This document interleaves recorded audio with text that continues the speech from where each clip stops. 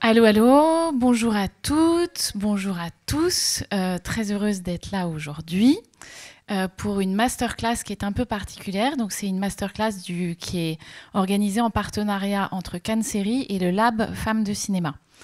Le Lab Femmes de Cinéma, en fait, c'est un think tank. Donc, un think tank, ça veut dire que c'est un lieu où, en fait, on réfléchit sur le thème de la place des femmes dans le cinéma et dans les séries et dans le secteur audiovisuel en général. Le lab, en fait, repose sur 3 piliers. Le premier pilier, c'est qu'on fait des ateliers en intelligence collective où on réunit à la fois des femmes et des hommes, parce qu'on pense que le sujet de la place des femmes dans le cinéma, ce n'est pas qu'un sujet pour les femmes. Donc on réunit femmes et hommes dans des ateliers et on essaie d'avoir des idées qui émergent sur ces sujets-là. La deuxième chose qu'on fait, c'est qu'on fait une étude chaque année sur la place des réalisatrices en Europe. Et en fait, cette étude, elle est importante pour nous parce qu'elle nous permet de mesurer, en fait, de quoi on parle. Parce qu'on dit toujours qu'il faut pouvoir compter les femmes pour que les femmes comptent. Et en l'occurrence, elles ne comptent pas beaucoup. C'est-à-dire qu'en moyenne européenne, un film sur 5 seulement est réalisé par une femme. Et puis, il y a un autre truc qui nous embête, c'est que, en fait, les statistiques montrent que dans les écoles de cinéma, il y a une personne sur 2 qui est une femme. Au moment du premier court-métrage, c'est 1 sur 3. Au moment du premier et deuxième long, on n'a plus qu'une femme sur 4. Et à partir du 3e long et plus, on passe à 1 femme sur 6. Et ces chiffres-là, ils ne bougent pas. Donc c'est pour ça que le lab existe et qu'il essaie de bosser pour faire évoluer les choses. La dernière chose qu'on fait, et c'est pour ça que je suis là aujourd'hui, c'est qu'on organise des masterclass avec des femmes réalisatrices. Donc évidemment, dans le cadre de Cannes Série, c'est aujourd'hui une réalisatrice de série qui est notre invitée. Et l'idée, en fait, c'est aussi que les petites filles, mais aussi les petits garçons, et les grandes filles et les grands garçons, aient des modèles en fait, dont ils peuvent s'inspirer. Parce qu'en fait, quand on n'a pas assez de modèles, on a du mal à se projeter. Et donc, évidemment, je suis particulièrement heureuse et honorée d'accueillir aujourd'hui Cathy Vernet, à qui je demande de me rejoindre sur scène. Voilà.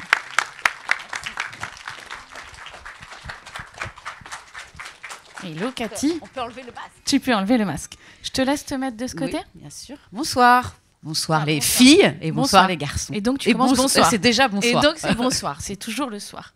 On peut s'asseoir si tu veux bien. On se dit tu parce qu'on se connaît dans la vie, donc on va pas faire comme si on ne se connaissait pas, n'est-ce pas ? Ça serait bizarre. Voilà. Alors, en fait, on va faire en plusieurs étapes. La première étape, c'est que on va d'abord chercher à savoir qui tu es, Cathy. La deuxième étape, puisque c'est quand même une masterclass du lab, on va aussi aller venir te chercher sur le thème du fait que tu sois une femme, ton rapport au féminisme. Et puis à la fin, on sera aussi sur l'idée des conseils que tu peux donner, parce qu'il y a quand même un public qui est beaucoup de jeunes. Et puis évidemment, on gardera un petit moment pour vos questions. Te présenter, c'est difficile de te présenter, mais quand même, Cathy, ce qu'on peut dire, c'est que tu as commencé dans le théâtre, que tu as été comédienne, que tu es aujourd'hui scénariste et réalisatrice de séries. Tu as écrit et réalisé plusieurs épisodes de Fais pas ci, fais pas ça. Tu as aussi fait ça pour la série Hard que tu avais créée. On te connaît bien sûr aussi, peut-être surtout par ton adaptation en série du livre de Virginie Despentes, Vernon Subutex, que tu as co-écrit avec Benjamin Dupas et que tu as réalisé toi-même. C'est d'ailleurs Vernon, vous vous rappelez peut-être, qui faisait l'ouverture de Cannes Série l'année dernière. Et tu es un peu un enfant de Cannes Série, si on peut dire, donc d'autant plus heureux de t'accueillir ici. Merci. Je suis la femme sur 6 aujourd'hui. C'est ça, exactement. On va peut-être commencer par ta période théâtre. Quand on préparait la masterclass, donc tu m'expliquais que tu as commencé par une formation qui a été une aventure collective auprès d'Éric Ruff. Ruff. J'ai toujours du mal avec les TH, moi, voilà, Ruff. Et tu me disais, j'ai vu le théâtre comme une liberté, une possibilité de sortir de ma condition. Chez toi, quand tu voulais t'exprimer, on te disait « parle à ta poupée ». Et c'est au théâtre que tu as enfin pu le faire. Tu nous en dis un peu plus ? Oui, tu as déjà beaucoup dit, mais c'est très bien résumé. Que dire? Donc, j'ai commencé en effet par dire à mes parents que je voulais arrêter mes études. Donc, j'ai commencé par me fighter avec mes parents et à m'émanciper. Eux, ils voulaient que je fasse une école de gestion, qui était une bonne école, qui était une bonne fac, qui était Paris-Dauphine, dans laquelle j'étais jusqu'à la licence. Et j'ai commencé à prendre des cours de théâtre en même temps. Et je me suis dit, c'est ça que j'ai envie de faire. Après, je croyais que c'était comédienne que je voulais faire. Et en fait, non. Avec les années, j'ai compris que c'était pas ça, que c'était plus écrire et réaliser. Mais au départ, j'ai pris des cours. Et je me suis fait une espèce de bande de copains qui avaient envie de réfléchir ensemble. Et on a tout de suite été plus vers des créations collectives, c'est-à-dire il n'y avait pas de metteur en scène. On réfléchissait tous ensemble à qu'est-ce qu'on a envie de raconter sur un plateau, pourquoi on est là, pourquoi on prend la parole sur une scène. Et ça a été ce qui me guide maintenant encore. Pourquoi j'écris cette série, pour dire quoi, pourquoi je prends la parole. Et si j'avais un truc à faire passer, ça serait ça. C'est pas vraiment la finalité qui compte, être réalisatrice, être scénariste, être actrice, être je sais pas quoi, c'est pourquoi, qu'est-ce qu'on veut dire, qu'est-ce qu'on est en charge de quoi, qu'est-ce qui fait qu'on veut transmettre quelque chose. Et j'ai mis un peu de temps à le comprendre. Au début, c'était plutôt je veux jouer des rôles qui déchirent, je veux me montrer, alors qu'en fait non, ça finit par ne pas m'intéresser ça. Et donc oui, mes parents n'étaient pas du tout pour que je tente l'aventure du théâtre. Et je l'ai fait quand même, en faisant des petits boulots, en payant mes cours, mon loyer et tout ça. Et ça, c'était important. Je dis ça, c'est pas juste pour faire... c'était dur de payer son loyer. C'est juste que du coup, ça devenait essentiel. C'était pas juste un hobby... je fais ça un cours du soir. Si j'étais capable de tout arrêter, y compris le confort qui allait avec les études, c'est que vraiment c'était essentiel. Et donc j'ai eu la chance à l'école de rencontrer Éric Ruff, qui est maintenant le directeur de la Comédie Française, et qui était un espèce de poète un peu pas maudit mais intense, et un chef de troupe, et qui a engagé 20 acteur de l'école Florent, parce que c'était l'école Florent à laquelle j'étais, pour faire des créations collectives. Et il a décidé de mettre tous les salaires des théâtres qui nous accueillaient, parce qu'on a fait des tournées dans des théâtres qui étaient quand même des bons théâtres, dans les salaires, et tout le reste, il fallait qu'on le fasse nous-mêmes, c'est-à-dire les décors, les costumes, la musique, les chorégraphies et les textes. Et donc, il a créé des sortes d'ateliers où on choisissait, on avait 20 ans, c'était entre 20 et 25 ans, choisissait soit de prendre un marteau et de construire les décors, soit de prendre des aiguilles et de faire les costumes, soit d'écrire, soit de faire des chorégraphies. Et j'ai tenté l'écriture plus que le décor. Et c'est grâce à lui que j'ai commencé à écrire, au plateau, en écrivant des bouts de texte, en essayant avec des acteurs, en se trompant, en refaisant. Et c'est ça qui m'a donné envie d'écrire après. Tu dis aussi que c'est l'ennui des longues journées, quand vous étiez en tournée, qui t'a donné l'idée de tourner tes premières vidéos. Tout à fait. Tu dis aussi, c'est en montant que j'ai appris à écrire. On a l'impression que tu as tout appris sur le tas, non ? Ouais, c'est vrai. J'ai malheureusement pas fait la Fémis ou une grande école de cinéma. J'aurais adoré, vraiment adoré. C'est un de mes regrets. Mais ça s'est pas présenté comme ça. Je jouais beaucoup au théâtre le soir, dans des tournées dans toute la France. Et donc, j'étais pas à Paris. Et toute la journée, on était 20 comédiens, et on attendait le soir pour jouer. Donc, on s'ennuyait un peu au bout d'un moment d'être à Amiens, une fois qu'on a été à Maître Canter, et on a bu 50 cafés. On s'est dit, bon, il faudrait peut-être qu'on fasse quelque chose de notre journée. Et du coup, j'avais cette petite caméra DV et 20 acteurs. On a commencé à écrire des films comme ça. Au début, c'était des parodies, des pastiches, des délires, des trucs. Et avec un de ses amis, on a fait plein de courts-métrages. On a tenté. Et là, on assurait tout, que ce soit le son, les sandwichs, le montage, évidemment l'écriture, le cadre. Et on a fait plein de films comme ça. J'ai commencé à essayer de me servir de Final Cut Pro, qui est donc le logiciel de montage. J'ai bien galéré au début. Et c'est en montant, en comprenant qu'il me manquait des plans pour faire un film, que je suis repartie tourner. Et c'est en montant que j'ai appris finalement, évidemment, à réaliser et à écrire aussi. en comprenant que le langage de la narration filmique, c'est venu comme ça, en essayant, en pratiquant. Et donc, j'ai écrit au fur et à mesure des trucs un peu plus construits que mes premiers essais autoproduits, qui étaient des élans. Et mon premier court-métrage sérieusement écrit m'a emmené vers Canal+, en fait. Parce qu'à l'époque, ils avaient une case qui était absolument géniale, qui s'appelle « Les films faits à la maison », qui était l'ancêtre de YouTube, en fait. Parce que c'était le début d'Internet. Donc oui, je suis un dinosaure, hein, c'était il y a très longtemps. Et donc, ils prenaient plein de films qui étaient autoproduits, qui n'étaient pas des films avec des gros budgets, et ils les mettaient dans cette case, qui était une vitrine comme YouTube. Et du coup, j'en ai donné plein, enfin vendu, hein, parce qu'on gagnait 50 €. Et donc, j'ai vendu beaucoup de mes courts-métrages comme ça. Et ça m'a permis de rencontrer l'équipe de Canal+, qui, quand je leur ai fait lire ce fameux court-métrage mieux écrit, plus construit, où je cherchais une production pour le faire vraiment, m'ont dit, voilà, on ne produit pas de court-métrage, mais par contre, est-ce que tu veux tenter un appel d'offres ?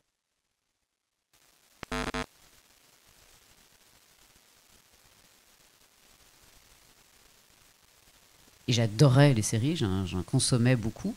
Et du coup, j'ai dit, ok. Et là, ils m'ont dit, on cherche une comédie dans le milieu du porno. Je dis, ok, bon, je connais pas bien ce milieu, mais je vais m'y intéresser.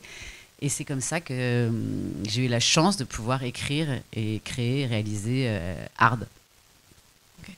Elle est en train de me griller toutes mes questions, en fait. Non, mais c'est très bien, hein, tu vas très vite, je te reconnais bien là. Du coup, tu dis quand même que tu as eu un déclic sur le fait de passer de devant à derrière la caméra, ou est-ce que c'est quelque chose... ce qu'on entend, c'est quand même que les choses se sont faites naturellement et sont venues à toi, ou est-ce que quand même est-ce qu'il y a un jour où tu t'es dit, bon, voilà.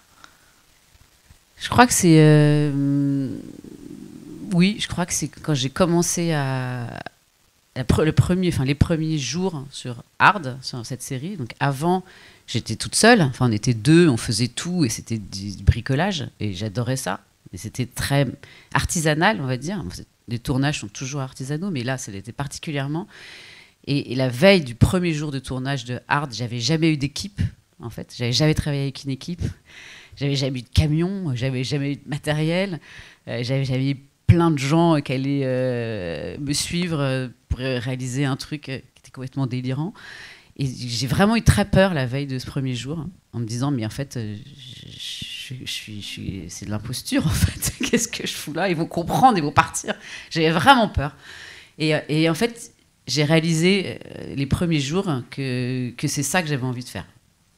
Voilà, être avec une équipe, arriver à les convaincre et à s'exprimer le mieux possible pour qu'on comprenne où tu veux en venir et que tous ensemble, acteurs, chefs-op, techniciens, tout le monde, producteurs, soit dans le même élan, dans la même démarche, avec ma vision, mais qui devient une vision collective.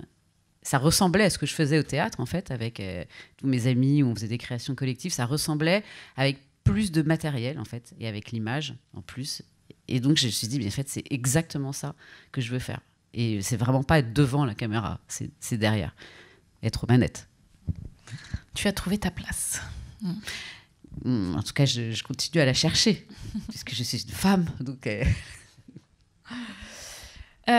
t'étais invitée à Cannes Série l'année dernière pour l'avant-première mondiale de la série Vernon. Qu'est-ce qui t'a donné envie d'adapter le livre de Virginie Despentes ? Alors en fait, j'ai lu le livre, c'était le jour des attentats de Charlie Hebdo. C'était le jour de la sortie de ce livre et j'avais la chance de connaître Virginie Despentes qui, ce jour-là, avait fait un petit... c'était pas du tout une fête, parce qu'on n'était pas à la fête ce jour-là du tout, mais c'était le jour de la sortie de son livre, donc j'étais là et elle me l'a donné. Et j'avais évidemment adoré ses premiers romans et je l'ai lu en un week-end. On se le passait avec mon conjoint, on se le déchirait, on voulait être le premier à le lire. Et surtout, on est rentré dedans en même temps. Donc, non, c'est à moi.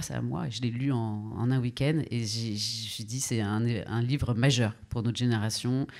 Ça m'arrive pas souvent, vraiment. Et du coup, voilà, ça a été une énorme claque. Je lui ai dit, et puis, fin de l'histoire. me suis jamais dit ça pourrait être une bonne série. Je me le suis peut-être secrètement dit, mais jamais j'aurais osé le verbaliser, encore moins à elle. Donc voilà, j'ai rien dit et j'ai continué ma vie comme ça. Et un jour, elle m'a appelé pour me dire j'ai un truc à te proposer. Et c'était est-ce que tu veux adapter Vernon Subutex. Donc là, j'ai tout lâché ce que j'étais en train de faire.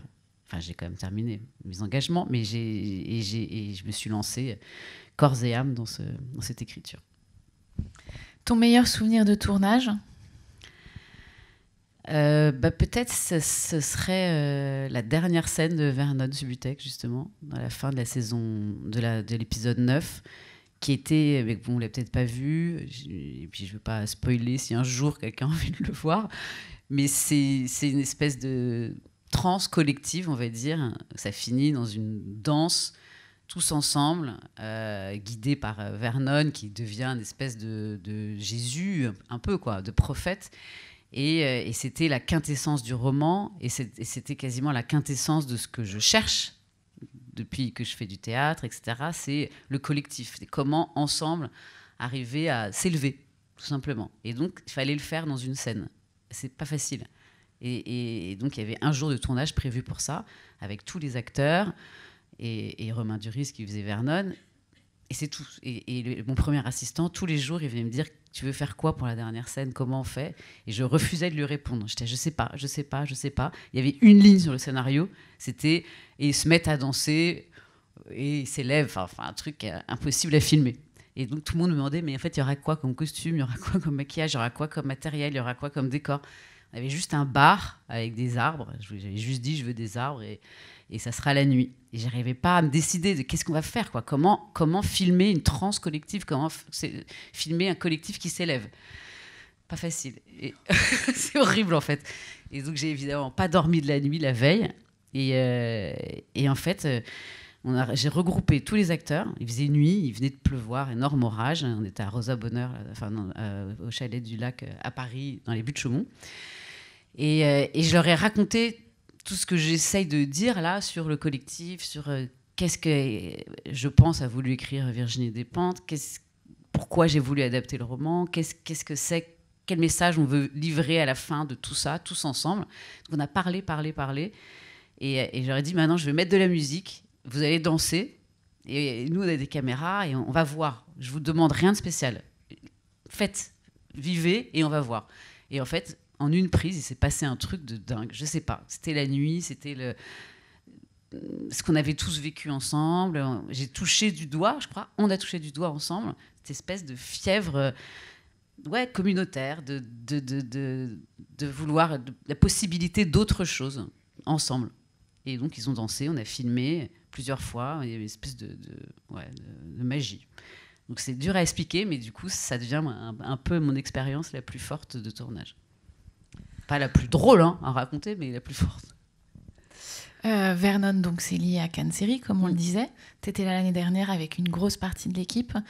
Là aussi, c'est quoi ton meilleur souvenir de ton passage à Cannes Série l'année dernière avec ta bande ? C'était de voir les premiers épisodes dans cette salle immense, sur cet écran. C'était une émotion complètement dingue. Franchement... Voilà, d'être là, dans cette salle, avec cette équipe, et de voir dans des conditions aussi parfaites cette projection, c'était incroyable. Et après, on avait fait une présentation ici aussi, j'ai un bon souvenir, on avait pas mal rigolé, et quelques acteurs qui étaient très en forme. On s'en souvient tous. Voilà. Il y en a qui ont chanté du Johnny, il y en a d'autres qui étaient encore un peu cuits de la veille, c'était assez drôle. De manière un peu plus générale, c'est quoi la différence entre être une scénariste-réalisatrice de cinéma et une scénariste-réalisatrice de série ? Alors, en réalisation, c'est évidemment le temps. On a moins de temps pour faire une série que pour faire un long métrage. Donc, c'est un rythme beaucoup plus effréné. On cross-board. Je ne sais pas ce que ça veut dire. C'est-à-dire qu'on tourne tous les épisodes ensemble, donc par décor, donc on peut dans la même journée tourner de l'épisode 1, de l'épisode 9, de l'épisode 8, c'est absolument pas chronologique. Alors les tournages de cinéma non plus, mais c'est 1h30, alors que nous on tourne, si c'est 9 épisodes, c'est l'équivalent de 3 longs métrages en fait. Donc, c'est 3 longs métrages mélangés et on passe d'un épisode 1 à 8, comme ça, et on va beaucoup plus vite. En cinéma, on tourne, ça dépend des budgets et des films, mais on peut tourner 2-3 minutes par jour, peut-être moins même. En télé, on peut aller jusqu'à 6-7 minutes utiles par jour. C'est-à-dire, à la fin, on a 7 minutes qui sont censées dans plusieurs épisodes bout à bout, quoi. Donc, c'est pas le même rythme, c'est pas la même énergie, je pense.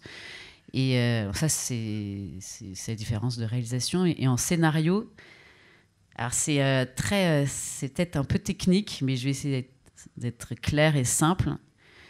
Un scénario de long métrage et un scénario de série, je pense que la grosse différence, c'est que pour un long, l'auteur va poser une question. C'est le thème du film.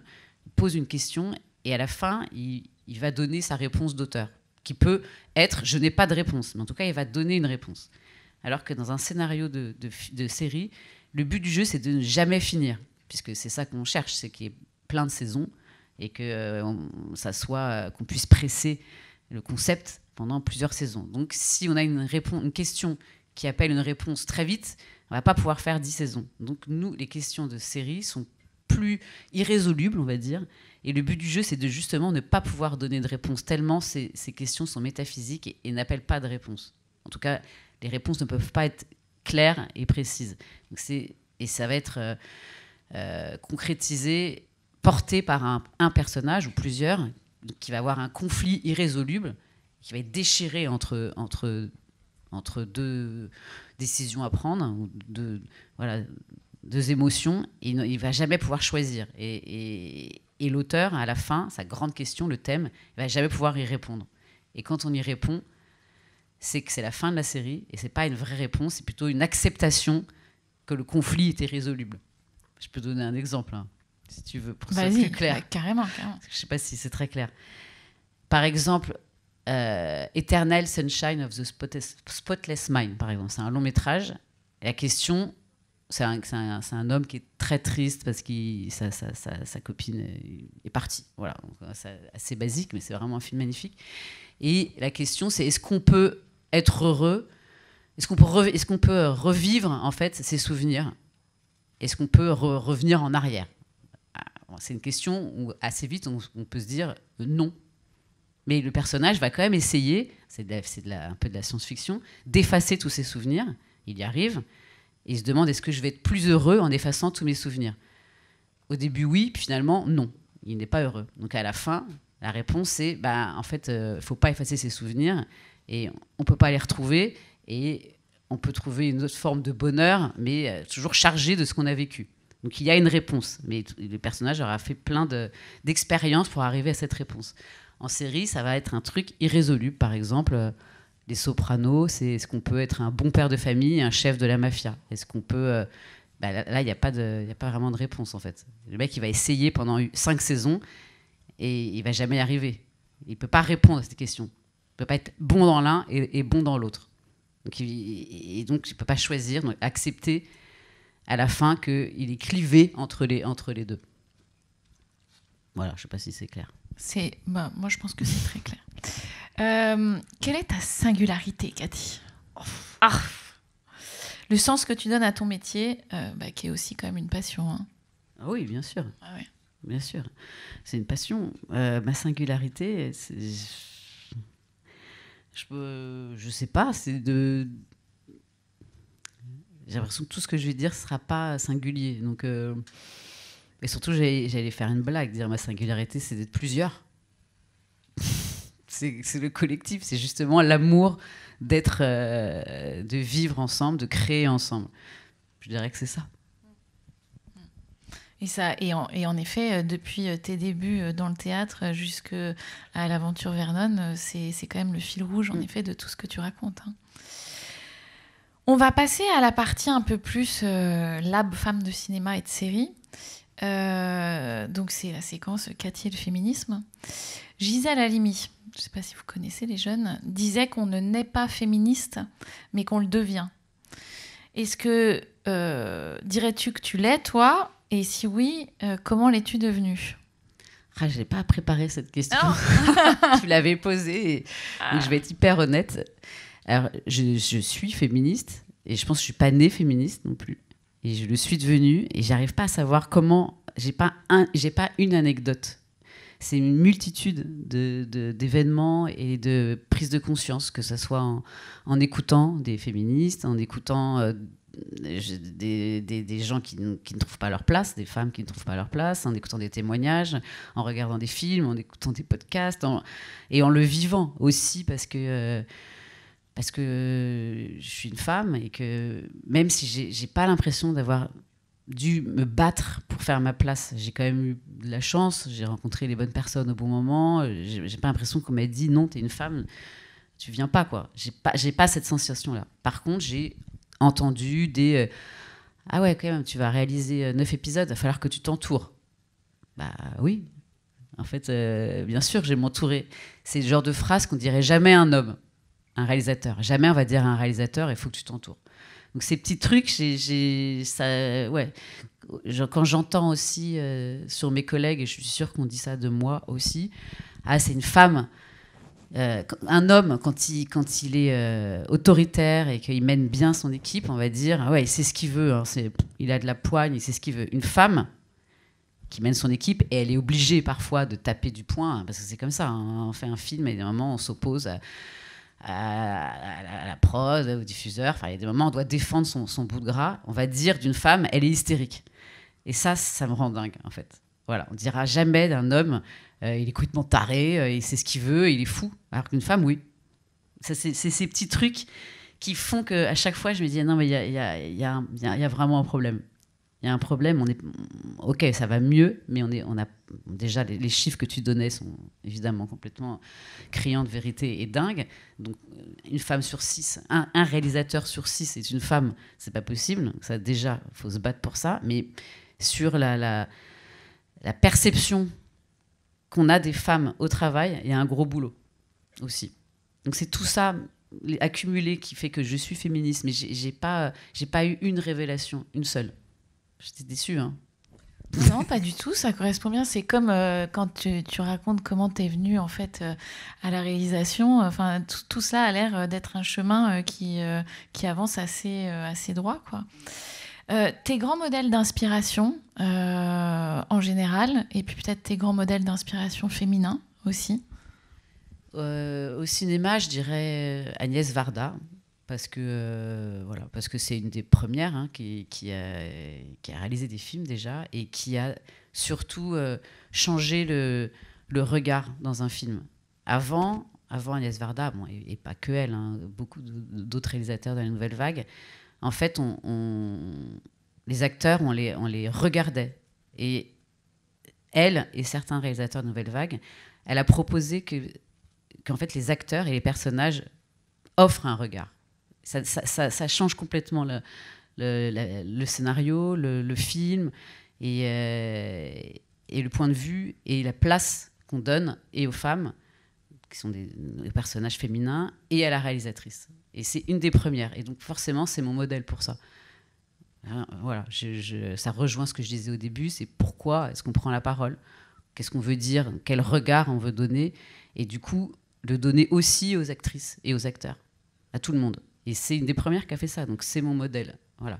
Après, j'ai envie de citer aussi, parce que je suis très inspirée par ce documentaire de Carole Rossopoulos et Delphine Seyrig, qui sont les premières aussi à avoir pris une caméra vidéo qui s'appelait la Portawak de Sony. La première, c'est Godard qui l'a eu, la deuxième, c'est elle. Et c'était un média qui était donc de la vidéo, qui n'était pas encore utilisé par les hommes, qui était plus tourné vers la pellicule.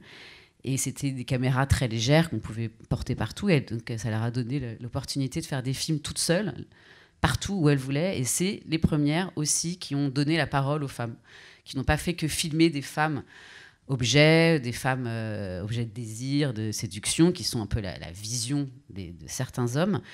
Et qui non seulement ont filmé des actions de femmes, à l'époque c'était dans les années 70, mais qui ont aussi fait des films où les femmes avaient la parole, quoi, tout simplement, étaient des points de vue de femmes.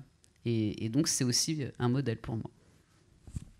Ça me fait penser au test de Bechdel. Ça m'intéresse de savoir dans la salle, est-ce que vous connaissez le test de Bechdel? Ça vous parle ou pas? Je veux bien que ceux qui connaissent lèvent la main, en fait, pour qu'on se rende compte un peu. Ouais, ça fait pas beaucoup, quoi. Ça fait moins de 10 personnes. Alors, le test de Bechdel, c'est un test qui a été créé par une dessinatrice dans une BD. Et en fait, c'est un test qui vise à se poser des questions sur est-ce que un film est OK du point de vue du féminisme. C'est-à-dire est-ce qu'il donne une bonne image de la femme ou pas.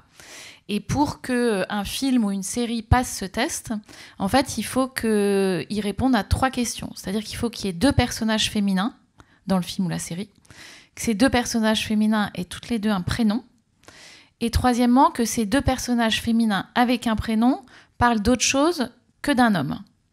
Et en fait, le truc de dingue, c'est que au niveau cinéma, il y a des instituts qui suivent ça, et au niveau série aussi. Série, c'est un peu plus compliqué parce que c'est très, très diffus. Mais en gros, on n'est même pas à 50%.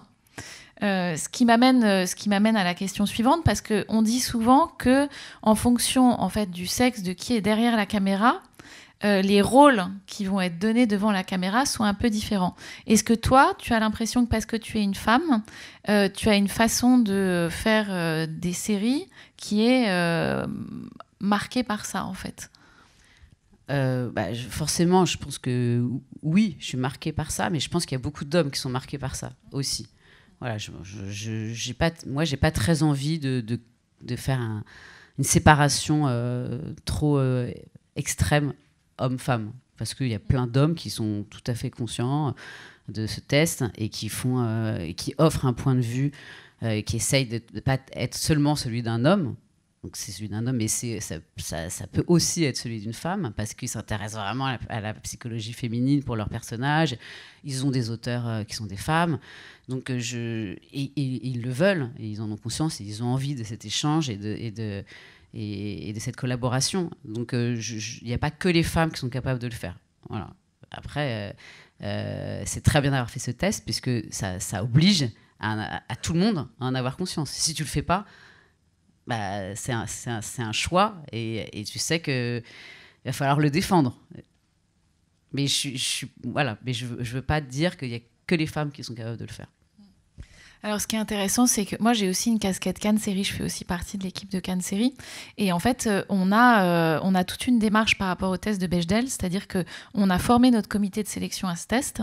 Et du coup, le comité de sélection, à chaque fois qu'il voit une série, on reçoit beaucoup de séries et on n'en sélectionne que 10 en compétition. Mais pour chacune reçue, et chacune qu'on sélectionne d'autant plus, ils doivent remplir une fiche pour dire est-ce que cette série répond positivement au test de Bechdel. Et ce qui est intéressant, c'est que les statistiques, c'est qu'en gros, je crois qu'on est à peu près à 30%. Dans l'ensemble des séries qu'on reçoit, on est à moins de 30% de séries qui passent le test. Et après, au final, dans les séries qu'on a choisies, on est à 60%. Donc comme quoi, il y a aussi une forme de... C'est aussi un test qui permet une conscientisation et une sensibilisation à la question, et qui du coup se retrouve, ce que vous pouvez pas imaginer, mais dans la sélection de la compétition. Justement, pour rebondir sur ce que tu disais et le côté femme-homme, est-ce que tu penses que... toi, tu as écrit, tu as pas mal travaillé en fait en doublon avec des hommes.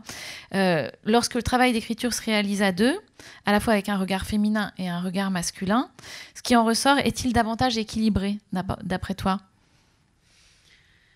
Moi, j'ai travaillé avec des hommes qui avaient une grande part de féminité, je crois, vraiment. J'ai l'impression que, franchement, ce qu'on s'est apporté mutuellement, et lui et eux, parce que j'ai travaillé aussi avec des hommes pour Fais pas ci, fais pas ça, et pour Hard, donc vraiment, c'est pas parce qu'on est un homme ou parce qu'on est une femme. C'est pas parce qu'on n'a pas vécu la même chose, on n'est pas du même milieu, on n'a pas eu les mêmes expériences, donc ce qu'on est, alors bien sûr, homme-femme, mais j'aurais pas envie de dire que il m'a amené, je pense aussi que je suis capable d'écrire des personnages d'hommes. Voilà, que j'ai pas besoin d'un homme pour écrire un personnage d'homme, comme eux, ils n'ont pas forcément besoin d'une femme pour écrire des personnages féminins, s'ils sont éveillés à la psychologie des femmes, et s'ils ne sont pas que dans un point de vue de femme-objet je fais un personnage féminin juste pour servir un fantasme. Et les hommes que j'ai engagés ne sont pas du tout comme ça. Et de toute façon, plus on est de cerveau, et mieux ça sera. Donc je suis vraiment pour avoir dans une équipe un homme et une femme, ou plusieurs hommes et plusieurs femmes. Mais je voudrais pas faire que des femmes volontairement. S'il se trouve que cette fois-là, c'est que des femmes, pourquoi pas? Mais c'est pas dans mes cahiers des charges. Une dernière question sur ce registre. Dans tes équipes, quand tu composes ton équipe, est-ce que c'est quelque chose que tu as en tête, justement, le fait qu'il y ait quand même un aspect un peu équilibré entre les hommes et les femmes dans l'équipe? Ah oui, ça, j'ai vraiment ça en tête. Bien sûr. Et c'est très dur parce qu'en fait, comme c'est nouveau, et heureusement, il n'y a pas forcément énormément de chefs de poste, en chef-op en tout cas, chef électro, il n'y a pas tellement de femmes. Il y en a, hein. Il y en a beaucoup moins que des hommes. Donc, pour constituer son équipe, c'est pas évident de pouvoir accéder à ces 3-4 femmes chef-op qu'il y a, ou chef électro, il y en a quasi, je ne suis même pas sûre qu'il y en ait une. Et donc, du coup, on ne peut pas exactement faire comme on veut. Mais moi, bien sûr, je m'efforce, si ce n'est pas des chefs de poste, c'est des techniciens, techniciennes. Mais bien sûr, c'est très important. On passe maintenant au côté Cathy et les conseils. Qu'est-ce que tu conseillerais à un jeune qui aura envie de passer derrière la caméra? Oh, toi, jeune, qui est dans la salle, peut-être. Je vais un peu redire ce que je dis depuis le début. Je pense que le plus important, c'est d'être plusieurs. Qu'il ne faut pas se lancer dans ce métier tout seul. Que bien sûr, faire des écoles de cinéma, il faut les faire. C'est comme ça qu'on apprend, comme ça qu'on rencontre des professionnels, qu'on a un contact avec ce que c'est la réalité de ce milieu et de ce travail, avec les stages, avec les intervenants. Donc, les écoles de cinéma, évidemment, à fond. Mais je pense que c'est très vite, il faut se créer une bande, un collectif partagé, parce que c'est, encore une fois, à plusieurs cerveaux, on est meilleur, et comme la réalité de ce milieu est quand même dure, c'est plus facile de se sentir accompagné, ensemble, et je pense qu'on peut plus se faire une place à plusieurs. Quand on arrive en disant voilà, j'ai une idée de court-métrage, j'ai mon ami là qui est chef-op, j'ai écrit avec lui, et ça sera elle qui jouera, on a tous été à l'école. Il y a une énergie, il y a un élan commun, et ça plaît en fait. Les gens, ils demandent que ça. C'est beaucoup plus facile d'arriver fort parce qu'on a une vision qui est suivie par plusieurs personnes que d'arriver tout seul. J'ai écrit mon scénar. Voilà, est-ce que vous voulez bien le produire? Je pense que c'est important de se créer un collectif. Du coup, tu vas me renvoyer encore sur le collectif, là, je sens. Ouais. Quel conseil tu donnerais à un jeune, même indépendamment du côté filmique ou lié à la réal? Ton conseil pour les jeunes, Cathy?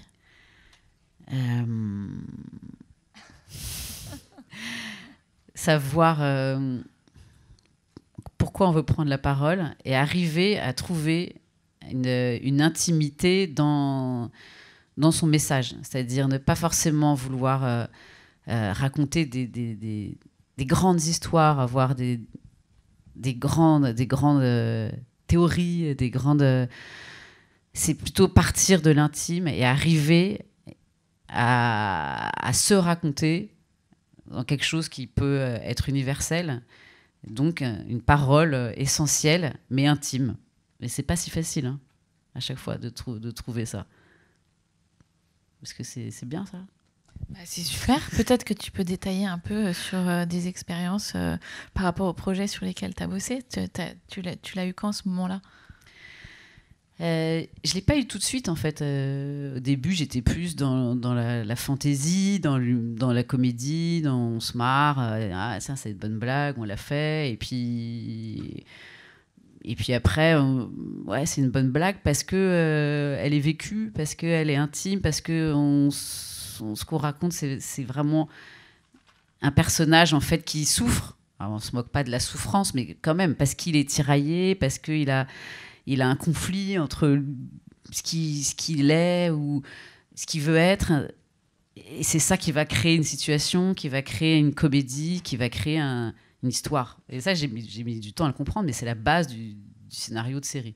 C'est quand on est clivé entre le désir et ce qu'on est, par exemple, son éducation, ce qu'on a appris, ce qu'on nous a transmis. Forcément, ça peut nous déchirer pendant 10 saisons, ça. C'est un exemple. Et quand j'ai compris ça, après, je me suis dit, mais c'est ce que j'ai vécu, moi, intimement, aussi, dans un moment dans ma vie, entre est-ce que je suis ce qu'on m'a transmis, mon éducation, ma famille, le confort, ce qu'on attend de moi, et mon désir qui est dangereux, où je vais aller dans le milieu du cinéma, où je ne suis pas sûre d'y arriver, où on ne va pas m'accueillir les bras ouverts, en plus parce que je suis une femme. Qu'est-ce que je fais ? Et en fait, c'est une question à laquelle on répond jamais vraiment, parce que après, on est mère de famille, on se retrouve tiraillé entre je fais quoi ? Entre mes enfants qu'il faut s'occuper, et partir en tournage pendant 3 mois. Et ça, en fait, c'est voilà, mon intimité, mais c'est celle de beaucoup, beaucoup de monde. C'est universel, et c'est ce que j'essaye de raconter à chaque fois dans mes films, avec des histoires qui n'ont rien à voir avec moi. Cette femme qui est entre le milieu du porno et son éducation dans le Grand Ouest, c'est pas mon histoire, et pourtant c'est moi. Voilà. Donc c'est arriver à mettre une intimité et des questionnements qui sont organiques dans des histoires qui peuvent s'éloigner, raconter de la fantaisie, de la fiction, et qui peuvent se déployer sur 50 saisons pour faire plaisir aux diffuseurs. Je vais bientôt vous laisser poser des questions à Cathy, parce que ça, c'est quand même le moment le plus important. J'ai quand même envie de te demander tes derniers coups de cœur de série, des conseils aussi. Enfin, qu'est-ce que tu as vu récemment qui t'avait tellement plu ? La dernière qui m'a complètement bouleversée cet été, c'est Normal People. Voilà, je la conseille, surtout que c'est l'histoire de... Quelqu'un l'a vue dans la salle ? C'est bien, non ?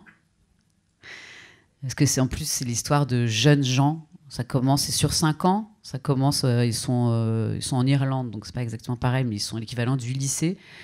Et jusqu'à la fin de leurs études. Et c'est une histoire d'amour entre 2 jeunes sur 5 ans. Donc c'est pas un high concept, comme on dit, incroyable, mais en fait c'est très très très bien écrit, réalisé, joué. Moi, ça m'a bouleversée. Voilà, ça c'est ma dernière trouvaille. Après, j'ai beaucoup aimé aussi Mrs America, qui est une série qui se passe dans les années 70 sur le féminisme aussi, et qui est très politique, qui peut paraître un peu bavarde au début, mais en fait elle est assez incroyable, et elle montre tous ces mouvements de féministes qui voulaient la même chose, c'est-à-dire travailler sur la place de la femme, mais qui n'arrêtaient pas de se fighter, et je trouve que ça résonne pas mal aujourd'hui, donc je trouve que c'est une bonne série à voir aussi. Et de manière plus générale, les séries qui t'ont le plus marqué ever ? Soprano, Six Feet Under, Fleabag. Tu peux dire pourquoi en quelques mots à chaque fois ? Ouais, Fleabag, je pense que c'est parce qu'elle est complètement en dehors des règles des séries qu'on nous apprend à l'école et qu'on essaye d'appliquer, et c'est pourtant une réussite absolue. Et cette femme, Phoebe Waller-Bridge, a une liberté complètement incroyable, et je pense que c'est parce qu'on est venu la chercher qu'elle faisait un one-man show, et qu'on lui a dit on veut le faire en série, donc elle a eu une liberté incroyable. Et un talent fantastique. Et du coup, la série est totalement libre, et en même temps totalement dans quelque chose qui est universel. C'est son univers, c'est elle. J'essaye de raccrocher à ce que je disais tout à l'heure. C'est son intimité, c'est son histoire personnelle avec sa famille, sa mère, son père, sa sœur, son deuil, sa souffrance. Et en même temps, c'est quelque chose, j'ai l'impression, dans lequel on peut s'identifier tous, parce que ça raconte tout simplement comment trouver sa place quand on est une femme à Londres en 2000, c'était fait en 2018. Voilà, aujourd'hui. Tu sais que Phoebe Waller-Bridge est venue à Cannes Série en année 1 oui. pour Killing Eve. Et on était hyper heureux de l'accueillir à ce moment-là. Mais je pense c'est vrai que je pourrais rajouter ça sur les conseils, en tout cas en série. C'est être créateur de série, ce qui est quand même assez abyssal, c'est qu'on nous demande d'être singulier, de se raconter, d'être dans l'intimité, et en même temps de répondre à juste des contraintes financières de diffuseurs, de producteurs, d'audience. Il faut être complètement à la croisée de tout ça. Et plus que le cinéma, en fait. Parce que le cinéma, heureusement, et c'est ça qui est la qualité du cinéma français, quand même un cinéma d'auteur. Donc l'auteur écrit son scénario, et après, il trouve un producteur qui va dire « Ah ouais, génial, je te le produis, un diffuseur, une chaîne, etc. » pour le faire. Et après, on peut le refaire travailler, mais on respecte quand même l'auteur, son premier élan. En série, c'est pas ça. En série, c'est collectif, encore une fois. C'est OK, t'es auteur, j'aime bien ce que tu fais, mais oui, elles sont bien tes arches. Mais là, moi, j'ai pas mon high concept pour mon public. L'entrée dans la série, elle est pas assez forte. Là, le Cliff, il va pas me faire venir en épisode 2. Donc, c'est très dur. Et en même temps, moi, c'est ça que j'adore, parce que ça rejoint, encore une fois, la collaboration, d'arriver à tout mettre ensemble. Et l'intimité, la singularité et la liberté, tout en répondant à ces contraintes de diffuseurs et de producteurs et d'audience et du public avant tout. Il faut penser au public. Et je trouve que Phoebe Waller-Bridge l'a fait, mais c'est complètement dingue ce qu'elle a réussi. Voilà, c'est pour ça que je conseille Fleabag. Soprano, parce que c'est une des premières séries qui était sur les personnages, en fait. C'était, on appelle ça un caractère driven, avec un personnage très clivé entre eux. Et d'ailleurs, c'est pour ça qu'il fait une psychothérapie, c'est quand même le point de départ. Quelqu'un qui on suit, en fait, sa psychanalyse pendant 5 saisons. Est-ce qu'il va réussir à être heureux ? Est-ce que c'est possible d'être heureux en étant clivé à ce point-là entre son devoir, hein, ce qui doit être et ce qu'il est vraiment ? Et c'est une des premières séries qui exploitait ça. Et après, il y en a eu plein. Il y a eu toutes les séries d'HBO, toutes les bonnes séries. Ou en tout cas, moi, c'est la première où je me suis dit, waouh, ah ouais, ça c'est fort. Et j'ai dit quoi, Six Feet Under pour les mêmes raisons aussi, parce que là, ils avaient réussi à le faire sur plusieurs personnages en plus, de famille. Mais c'est des vieilles séries, je ne sais même pas si vous les avez vues. Soprano, Six Feet Under. Non. Donc, je pose une dernière question. Après, je sais que vous avez envie d'en poser vous aussi. Tes projets, tu peux en parler ? T'en es où ? Eh ben, je vais parler un peu des femmes au prochain projet. Oui, ce sera un projet avec Canal+, qui se passera, mais je ne peux pas en dire beaucoup parce que c'est le début, mais qui se passera en 69. Donc on imagine qu'il va se passer des choses pour les femmes. Et c'est une série ? C'est une série. C'est une série Canal sur laquelle je commence à travailler. Ça veut dire ? Alors ça veut dire, en fait, au début, on signe une convention de développement, c'est-à-dire que Canal m'engage pour écrire des arches, ce qu'on appelle des arches, donc toute l'histoire de la saison et 2 épisodes dialogués. Et à la fin de cette écriture-là, si tout le monde aime bien et d'accord, on passe en ce qu'on appelle en mise en production. Et donc là, on est engagé pour finir d'écrire et tourner tout ça. Mais donc, c'est normal, hein, c'est pareil à chaque fois. Il y a une première étape on essaye déjà. On fait quelques mois d'écriture et si ça plaît à tout le monde, on continue. Donc j'en suis là. Donc il faut prouver que ça va être bien. On a hâte et on t'attend. En fait, l'idée c'est quand même que tu viennes chaque année à Cannes Série. Alors, on est pas l'année prochaine. Hein. Ouais. Tu nous fais quelque chose entre les deux, quoi. Plutôt un format court alors. Alors, on va peut-être faire passer le micro maintenant dans la salle. Vous avez Cathy Vernet pour vous. Posez vos questions, faites-vous plaisir, allez-y. De multiples mains se lèvent. Le plus dur, c'est toujours la première question. Ah, on a ici une personne. À défaut d'avoir des inspirations comme Agnès Varda ou la dame qui a fait des documentaires, est-ce que vous avez des inspirations au niveau de l'écriture, que ce soit dans la manière d'écrire ou même dans le genre que vous allez écrire? En série? Oui. Oui, je vous ai dit déjà ces séries-là. Moi, j'ai adoré aussi Girls. Je ne sais pas si vous avez vu de Lena Dunham. En fait, j'aime les séries qui sont libres et qui sont... Après, j'adore Engrenage et Le Bureau des légendes. Hein. En tant que consommatrice de séries, j'adore ça. Mais moi, j'irai pas écrire un truc d'espionnage ni de polar. Je me sens pas... c'est pas le genre que je suis capable d'écrire et que j'aime écrire. Je suis plus dans la... Alors, je voudrais pas dire ce gros mot, qui est un gros mot pour les diffuseurs, qui est la chronique, parce que c'est pas ce qui fidélise des spectateurs, mais on n'est pas très loin à trouver des séries qui sont des personnages, quoi, plus qu'une enquête, et comment un personnage va évoluer et interagir avec l'autre sur la psychologie d'un personnage. Je ne sais pas si je réponds à ta question. Donc, c'est le genre que je préfère. C'est plus... après, je peux en citer plein. Hein. J'adore Transparent. Qu'est-ce qu'il y a d'autre sur HBO? Là, je viens de voir une série qui s'appelle I'm Dying Up Here, qui est vachement bien aussi, où c'est des jeunes qui font du stand-up dans les années 70. Et voilà. Et donc, il n'y a pas de question de vie ou de mort.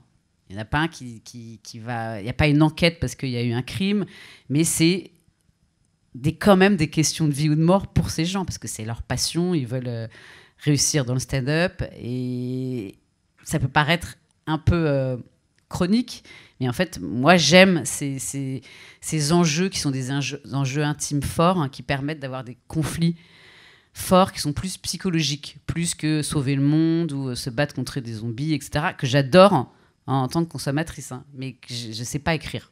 Donc je suis plus sur ce qu'on appelle caractère driven, ou alors évidemment Mad Men, je ne sais pas si qui est un chef-d'œuvre. Et là, il y a un peu plus d'enquête d'ailleurs. Il a réussi à mêler un peu les genres. Donc mes inspirations sont, on va dire, plus les séries HBO qui m'ont nourri depuis que je regarde la télé. Voilà. Mais en même temps, j'ai beaucoup aimé Friends aussi. Voilà. On peut prendre une ou deux dernières questions. On en a une ici.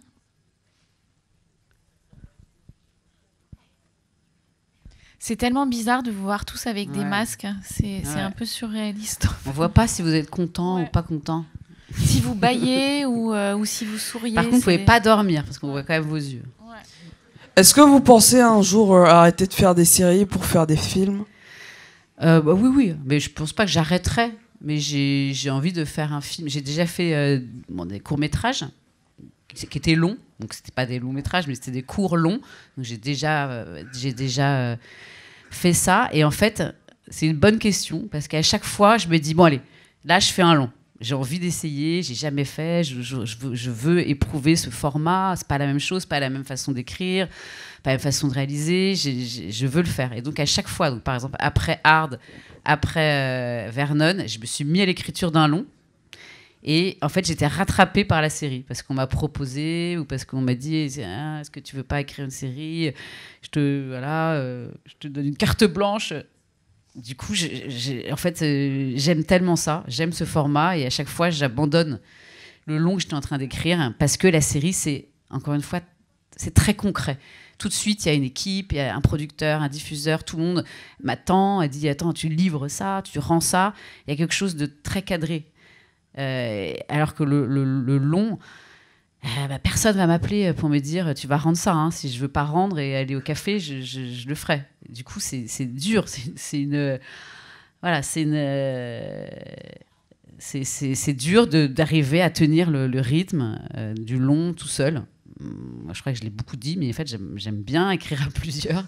J'aime bien être entourée et la solitude du long métrage, en fait, me fait un peu peur, m'attire énormément et j'espère qu'un jour je serai capable de rester seule un moment pour faire ça.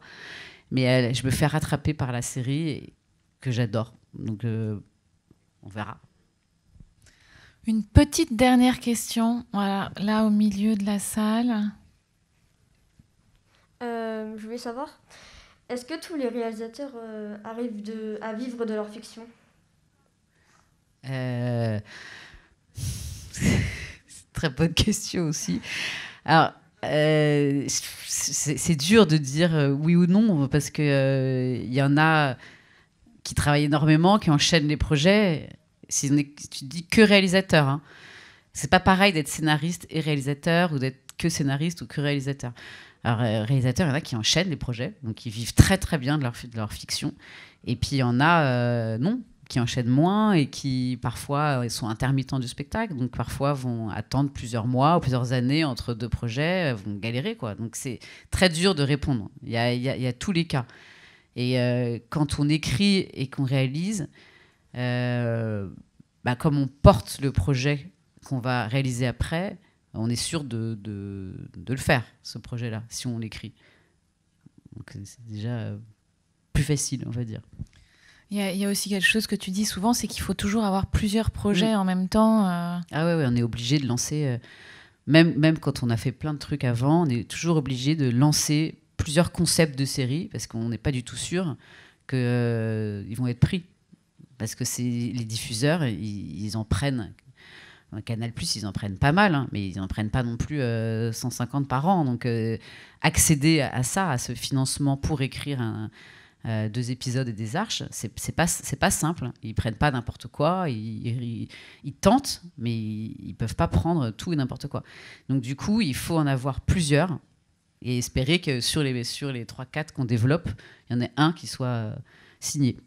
Et après, il faut avoir un coup d'avance. Il faut se dire, pendant qu'on en fait un, réfléchir à celui d'après pour pas, une fois qu'on a terminé, se dire waouh, qu'est-ce que je fais maintenant, hein, et d'avoir déjà un truc qui était un peu lancé. Et il y en a plein qui écrivent plusieurs projets signés en même temps. Ça, je sais pas comment ils font. Bon, en tout cas, on est rassurés pour ton coup d'avance à toi. Encore une fois, c'est une invitation officielle, que ce soit... I'll be back. Voilà, on t'attend. Merci beaucoup à toi, Cathy. Merci à vous. Pour ce temps d'échange. Merci à vous. Et puis à bientôt.